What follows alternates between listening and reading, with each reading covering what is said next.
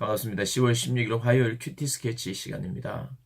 오늘 본문은 시편 103편 1절부터 12절까지 말씀입니다. 오늘 이 시편의 표제어는 다윗의 시라고 되어 있습니다.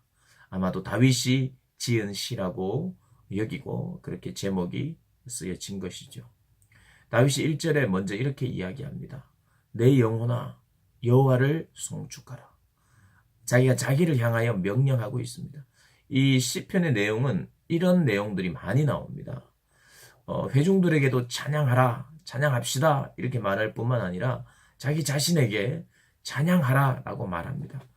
자기 자신에게 뭐 하고 있느냐? 지금은 찬양할 때가 아니냐?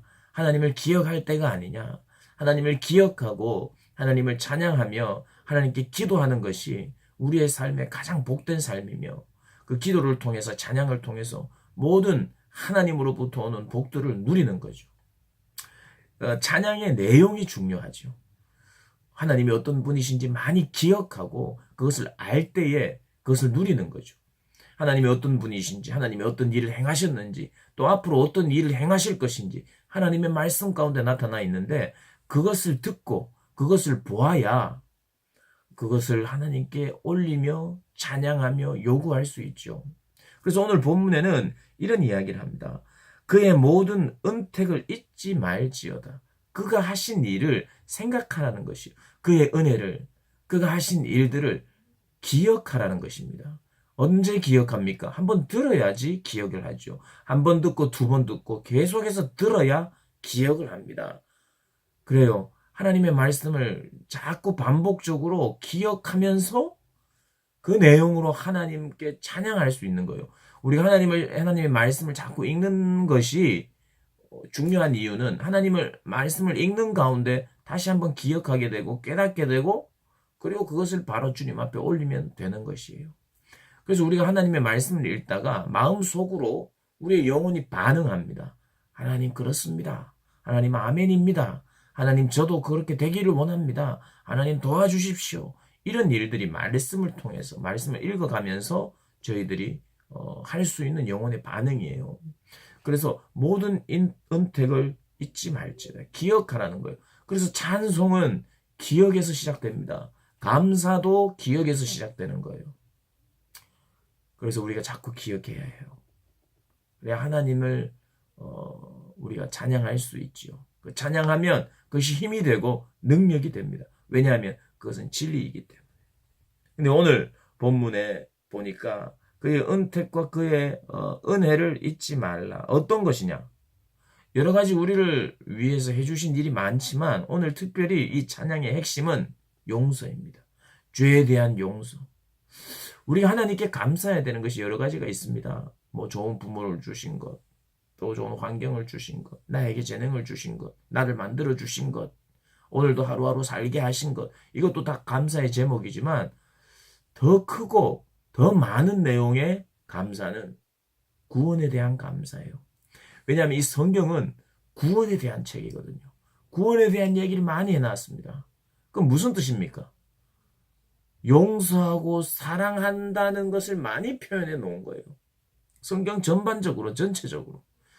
그래서 우리의 찬양의 핵심은 우리를 용서하신 하나님이에요. 용서하되 어떻게 용서했느냐? 오늘 보니까 노하기를 더디하면서 용서했대요.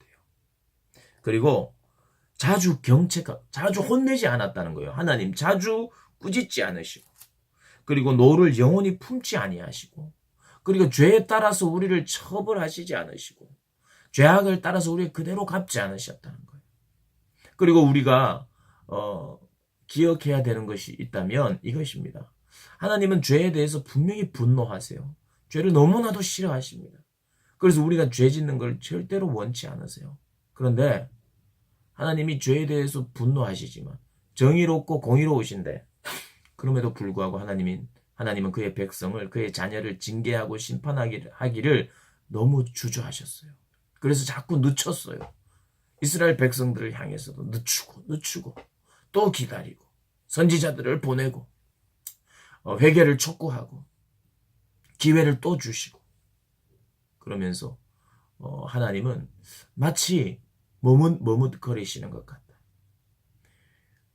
하나님은 그렇게 냉정하게 죄에 대해서 갚으시는 분이 아니라고 오늘 말하고 있습니다. 할 수 있으면 늦게, 더디, 그리고 자주 혼내지도 않으셨다고 말해요. 그때그때마다 혼내고 갚으시지 않았다고 말해요. 기다리고 또 용서를 구하고 회개하기를 기다리셨다는 거예요. 그래서 회개하면 어떻게 하느냐? 12절에 동이 서에서 먼 것 같이 우리의 죄가를 우리에게서 멀리 옮기셨다.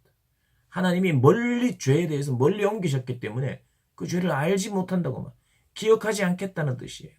그 죄악을 다시 보면서 우리를 대하지 않겠다는 거예요. 그러니까 이 내용을 알 때에 하나님 앞에 나아갈 수 있죠. 우리의 죄를 하나님 앞에 구하고 우리를 용서하실 때에 이런 방식으로 용서하시고, 사실은 너무 많은 경우에 하나님 그대로 꾸짖고 혼내고 또 그대로 갚고 심판하지 않으시고 하나님 머뭇거리시면서 기다리시면서 그렇게 나를 대하시는구나 알 때 그 용서의 하나님, 오래 참으심의 하나님을 찬양할 수 있죠. 그렇게 찬양할 때 다시 한번 우리의 영혼에 새 힘이 생깁니다. 여전히 우리를 포기하지 않고 사랑하시고 기다리시는 그 하나님. 너무 하나님을 기다리게 하였는데 내가 하나님 기다리게만 하지 않는 그런 인생이 되겠다고.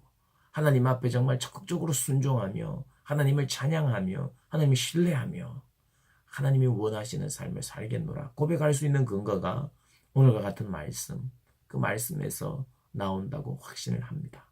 우리 사랑하는 학생들, 우리 선생님들도 오늘 이 말씀을 묵상하면서 하나님이 얼마나 좋은 분이신지 감사하면서 그렇게 한 날을 보내시기를 주님의 이름으로 축복합니다. 오늘 하루도 화이팅!